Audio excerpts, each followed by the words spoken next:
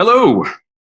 So yeah, for those of you who don't know me, I am Dennis Pelton, also known as Cold Brew. That is my Twitter handle. CISSP, AWS certified, GCP certified, all the things that you would come to expect. I do the management of the cloud security at Foghorn Consulting, and just general hardware hacker. I enjoy building things. I enjoy RGB, any of that kind of stuff. Also, wireless noob. Why do I say that? Because wireless is massive. The field of that is huge. And it's something where the deeper I dive into wireless, the more I learn that I know just a tiny fraction of it. So I'm always trying to learn more and always trying to help people learn more because I love working with wireless. I think it's one of the funnest things to do. So let's get into it. What are we going to talk about today? We're going to talk about the current landscape of wireless. Wireless is everywhere. We're going to talk about that a little bit. But what is a kill chain? If this talk is about the kill chain for noobs, we got to know what one is. How wireless works. Really just a brief overview, but it's something where if you want to be able to break something, you need to understand how it works. You don't know how it works, you're not going to know how to break it. Then moving into wireless reconnaissance, how to find your targets, things like that.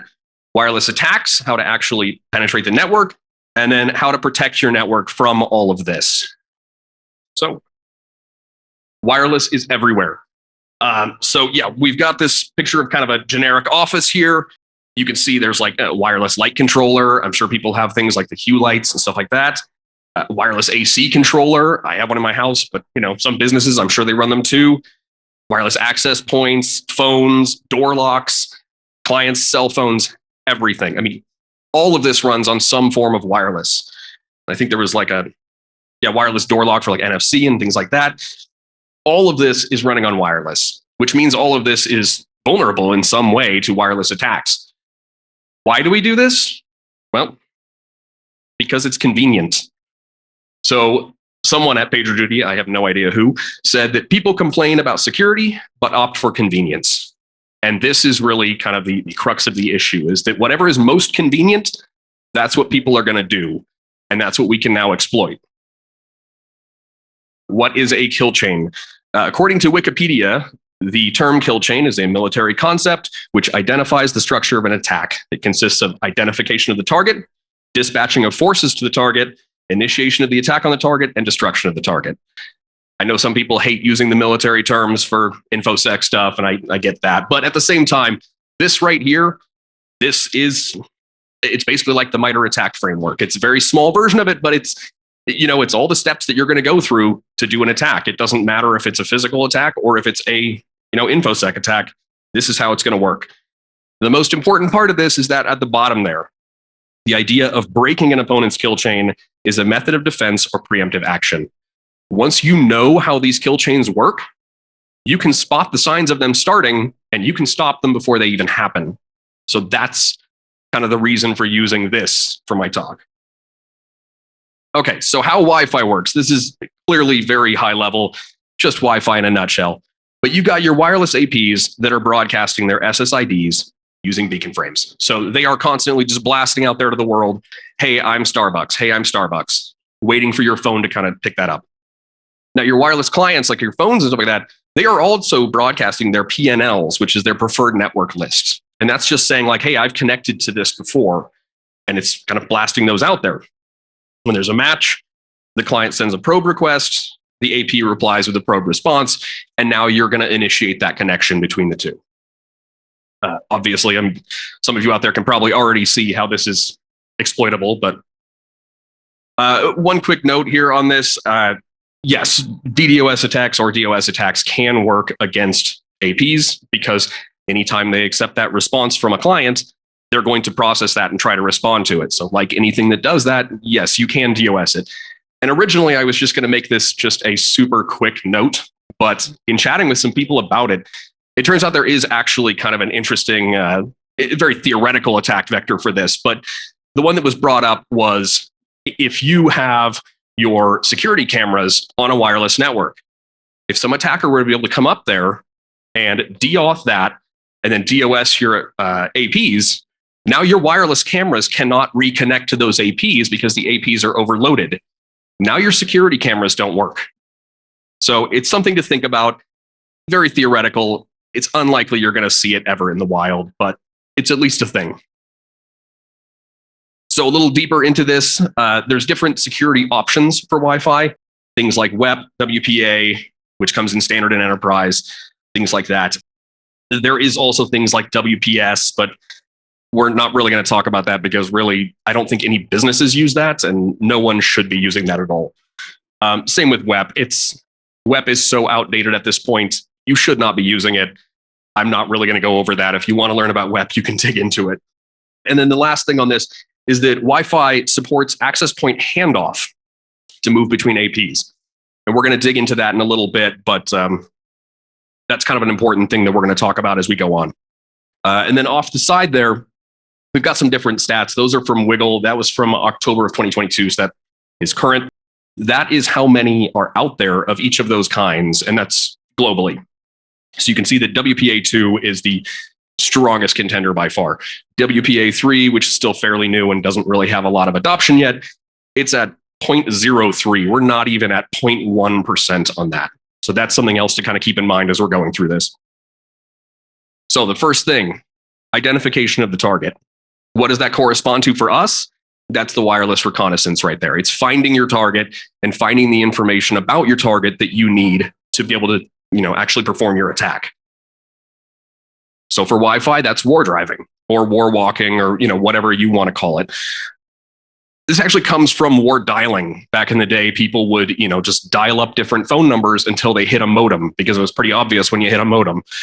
And then now okay, there's a network there. That was how you identified your targets back in the day. So nowadays we do a similar thing with Wi-Fi. You can put your wireless access card into promiscuous mode so that it's passing all traffic to your machine, not just the stuff that's intended for you. And then you can start sniffing that traffic using something like Wireshark or whatever. And now you're picking up all that information about each of those networks. You're going to pull down things like the name of the network and the channel that it's running on. And that information we'll kind of talk more about in a little bit. But you're just gathering information now about your targets around you. So then you can drive around or walk around, as some people prefer to, with a GPS unit. And you pair that information together. Now you have the precise locations of these access points, the channel they're running on, and their SSID. And usually things like their security as well. So now you can match up those together to get kind of the complete picture. This can be done with kind of any grade hardware you want.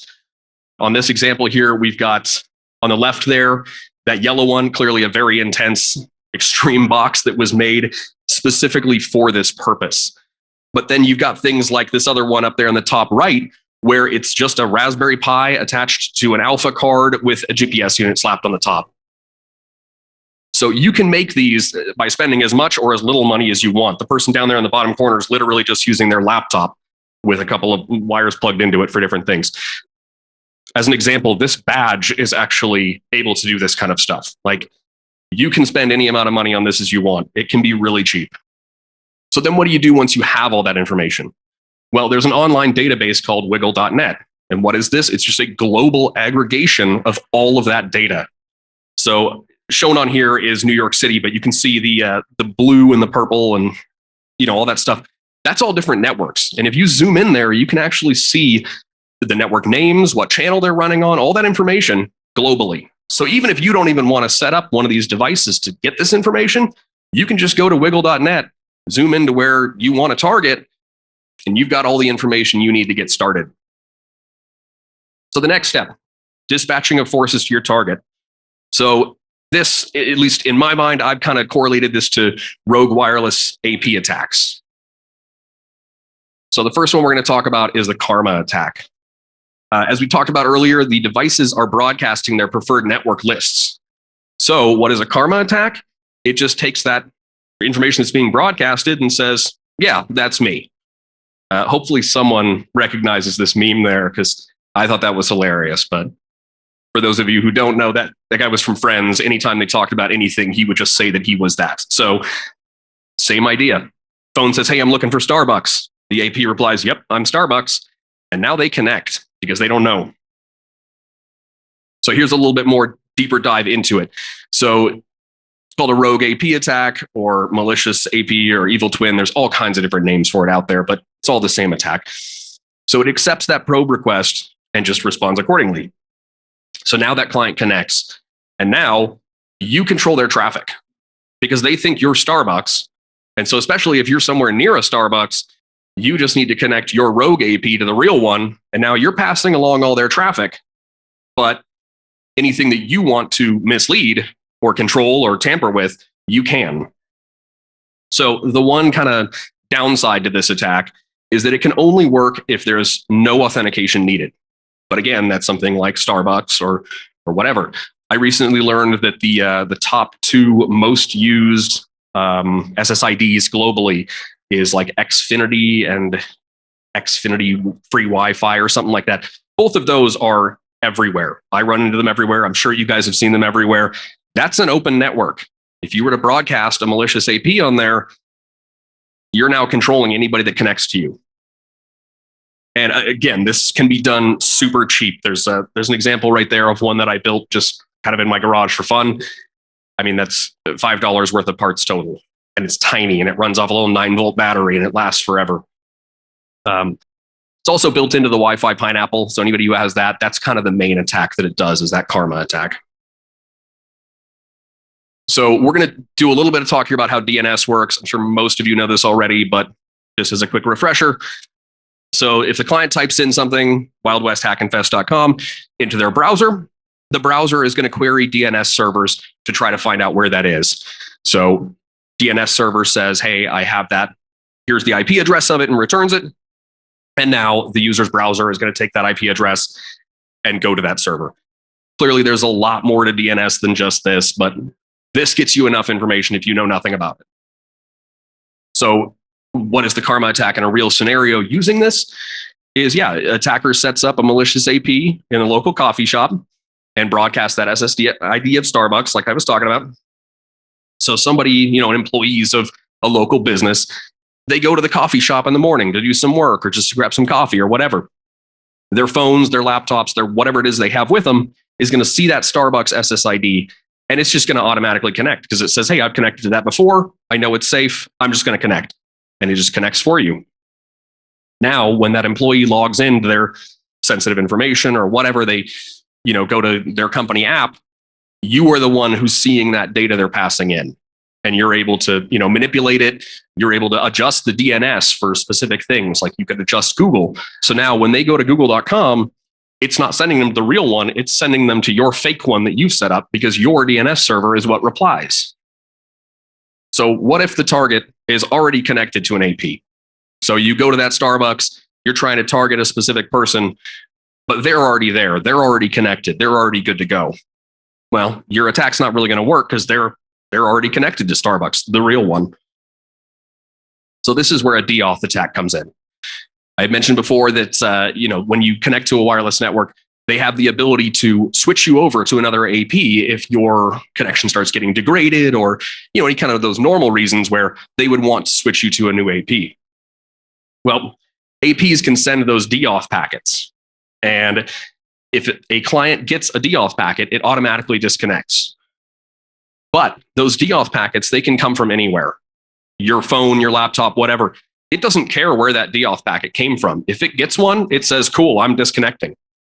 So what do? You send one. You can blast them out to everybody on a network for all you want. And once you do that, they're all going to disconnect. And just like in that meme, they're just going to reconnect again. Well, if your rogue AP has a higher signal strength than the real Starbucks one, that's where it's going to connect to. And now you've got them. So I guess I just kind of went into this a little bit. But either way, yeah, you send the DAuth packet to the device. And you can send to specific targets, or you can just, again, blast it out to anywhere. And as long as you've got that higher signal strength, you're good. So you can also use this to recover hidden SSIDs. So if there's a hidden SSID and you send a DAuth out there and you start paying attention to those connection packets, you can actually get that hidden SSID. So that's just one way to kind of get some additional reconnaissance there. All right, so some extra notes here on DAuth is that the reason this works is because those 802.11 frame headers, or like I said, they're accepted no matter what, but the frame headers are not encrypted. And this is necessary for the operation of the 802.11 spec. So it uses the fact that those are unencrypted, and it needs that. So there's the 802.11w spec, which actually fixed this and said, okay, let's go ahead and encrypt those headers so that they can't just kind of come from anywhere and you can't mess with those in any way. And it does work, and it prevents that attack. But 802.11w must be supported and enabled on the device and the AP, which, since most people don't even know it exists, they're not going to bother to turn it on, and most of the vendors do not turn it on by default. So that's kind of what allows this attack to continue working. WPA3 does resolve this, and it uses those encrypted frame headers, and it enforces that the DAuth packets must be coming from one of the APs. But again, 0.03, I believe it was, percent are being used. So right now, that's the solution to a lot of these things, but no one's using it yet. So the next thing is the initiation of the attack on the target. So the thing that I've kind of equated this to is breaking into the WPA or WPA2 networks. So the first one we're going to talk about is called the half-handshake attack. So the Wi-Fi connection handshake, when it first starts, it's going to do a couple of different steps, but the four main ones that we care about is that the AP sends an authentication number. The client then sends a transient key back. The AP sends a temporal key, and the client confirms the receipt of this to begin their encrypted connection. We're going to go through each one of these steps individually, so don't worry that none of this sounds like it makes sense yet. So the first one is that it sends that authenticator number used once. And once it sends that, it is just a randomly generated number by the AP. The AP just says, I'm going to randomly generate this number, and I'm going to send it over to you, and then you'll have my information along with this randomly generated number. So this packet also contains the MAC address of the AP. It's just part of the packet. This has no encryption and no integrity validation on that authenticator number, but it's because it's just a single packet that on its own has no value whatsoever. So they didn't feel the need to kind of encrypt any of that. And we'll get back to that later on, clearly. So step 2 is that client creates what's called a PTK, which stands for the pairwise transient key. Now, what that is that's the authenticator number that the AP sent to it. It's also going to include a supplicant number, which is just a random number that the client generated. It's going to have the MAC address of the AP and the MAC address of itself, and then a hashed version of the SSID and password. So it bundles all of that information together into this PTK and sends that back to the AP. Now, this one is also not sent with any kind of encryption, but it is sent with a message integrity code. And we'll get to that later on. But yeah, another extra note on this is that it does not send the PTK. It's not just going to send that in plain text or encrypted or anything like that for us to sniff out. Just that information there is what comes in that PTK packet. Third step, the AP creates its own PTK. So now it has the one that was sent to it, but it's going to make its own. And then it's going to, because it knows all that information. So once it creates its own PTK, it checks that with the PTK that came to it from the client. So now it's saying, okay, does yours match mine? And if so, then we can move forward. If yours doesn't match mine, you probably don't know, some of the information that's needed, more than likely the password. But assuming that it gets that and it validates it and it says, okay, all is good, it's going to send the GTK with message integrity code again. Final step is that the client and the AP are now ready to communicate with their encryption, and they negotiate that and they're off on their way. From here, we don't really care. It's those first couple steps that really matter to us for this attack. So how does the attack work? The PTK is the most important part. It's got that hashed version of the SSID and password, and those are the things that we really want to get out of it. But it doesn't send those things, so that can't be captured. It's going to send those hashed as part of that giant PTK. So what can we do? Well, first we can capture the authentication number and the MAC address from those AP packets. Those are sent unencrypted. We can just pull those in through Wireshark. The next thing is we need to capture that supplicant number and the MAC address from the client. So now, between those two that we've captured, we've got a lot of the information. We've got that AN number, we've got the SN number, we've got the MAC addresses, we've got the hashed SSID and password. We may not know what those are, but we at least have it. But the MIC, or that message integrity code, it has all that information as well. So we have almost everything. We have everything except the password at this point. So from there, we can feed that into KRAck NG with a password list, and it's just going to generate tons and tons of those PTKs until it finds a match. And now we've got the password. So using this, it sounds really complex here, but if you try it at home, it's actually a lot easier than it sounds. This process goes pretty quick and it works really well. It's kind of crazy, in fact. So this one is a little bit more intense. I personally have never actually performed this attack, but I did want to talk about it because it's a very interesting way to abuse that four-way handshake again. So this one is called the KRAck attack. And this one is, if the client does not complete step 4, so the basically the AP, it will keep resending that GTK, that group temporal key that it sends once it validates that username and password. It'll continue sending that if the client doesn't actually respond for that 4th step. So each time the client receives that GTK, because it can be sent multiple times, each time it gets sent it's going to reinstall that packet, or I shouldn't say reinstall the packet. It's going to reinitiate that connection essentially.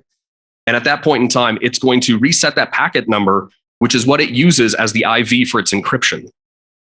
So if you resend that, now it's going to start reusing that key stream, which means now decryption of their packets is possible. It also means that if the content is known of what you're decrypting, like if they're going to a web page that you know they're going to be going there or loading specific data or whatever, that encryption is basically trivial to break at that point. So the last step of this is the destruction of the target. This is basically just total pwnage of their network. Setting up rogue DNS, rogue web server to harvest credentials, sniffing internal traffic. I mean, once you're on their network, that's about as bad as it's going to be at that point. You can do kind of anything you want. From there, it's kind of up to your imagination. These are just first things that came to my mind. So how do we secure our networks against these malicious hackers? Apparently, I learned recently that people don't like it when you use the term hackers. Instead, they want threat actors. So sorry for the sensationalism here. Really, it's going to come down to use common sense. If you know how these attacks work, you can start paying attention to them and start paying attention to seeing these patterns of things that are happening. The best defense against any kind of attack is knowledge about it. So learn about more attacks, learn about, everything you can about these things, because the more you know about it, the easier it's going to be to fix. Disabling auto connect for known Wi-Fi connections. On your phone, by default, you're just going to connect if you attach to anything that you've seen before and connected before. It's wise to turn that off. You can set it to ask mode, in which case it will ask you before it attempts to reconnect. It will say, hey, I've connected to this before. Would you like to? But at that point, you can only connect when you need to. If you don't need wireless at that time, you just don't. Also, it gives you a chance to at least look at what you're connecting to. If you're on an airplane and you're at 40,000 feet and it says, hey, I want to connect to Starbucks, maybe you don't want to do that. So this one, it's easy to say, but it's not easy to convince people to do it, especially if you're talking about different employees at your company and you're trying to, encourage them to do good security practices. Telling them, hey, don't connect to things automatically, it may not go over too well, but it's something you can do at least for your own phone.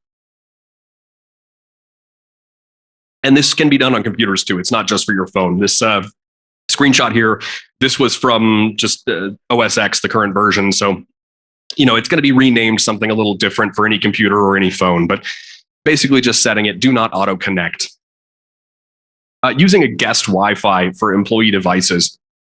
Everyone always likes to connect their employees' devices, like their personal phones and things like that, just to the main company network. And all this does is it sets you up for these kinds of attacks, because now their information or their phones, their laptops, etc., they're just going to connect to these networks if it's around. So if someone was to use wiggle.net and put your company's Wi-Fi, at the club or whatever, and then you go there, your phone is connected to them now because of that PNL. So if you use a guest network for any of your employees' phones, now if they crack that password from you, it doesn't matter. They got into your guest network. Big deal. This is not going to remove the risk entirely, I should note. This is really, it's just going to lower the risk a little bit. It's going to stop those passwords from being cracked when people are out and about. Laptops are still going to have this risk because you want your laptops to be connected to the main network. You don't want them connected to guest because you're probably having to log into your, internal stuff. Securing your APs and using rogue AP detection. There's a lot of different vendors out there that offer rogue AP detection, and it actually works pretty well. I do a lot of stuff with rogue APs at my house, and my Ubiquiti stuff usually picks it up pretty quick. Also, keeping your APs just out of the open. Some people like to just kind of leave them around the office. And if you do that kind of thing, they can definitely be stolen very easily. So it's worth putting them somewhere where they can't be seen. They're out of sight. They're, not so easily stolen. And then using strong passwords. A lot of these attacks, they rely on a password list or something like that. They require the password to be something that's crackable. If you're using some stupid hard password, even if they get that PTK and they've got all the information they need, they're still not going to be able to crack it, at least not in a reasonable amount of time.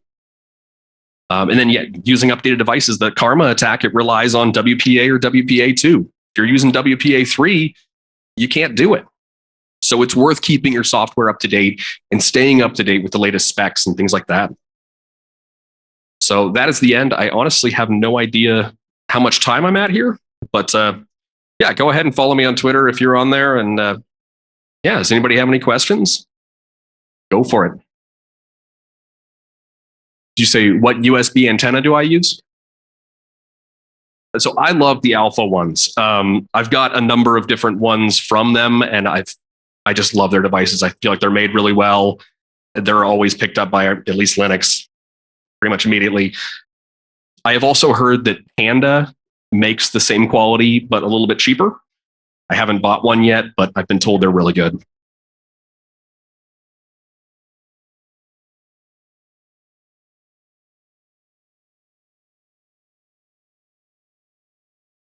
Good question. So has there been any notable attacks on WPA3?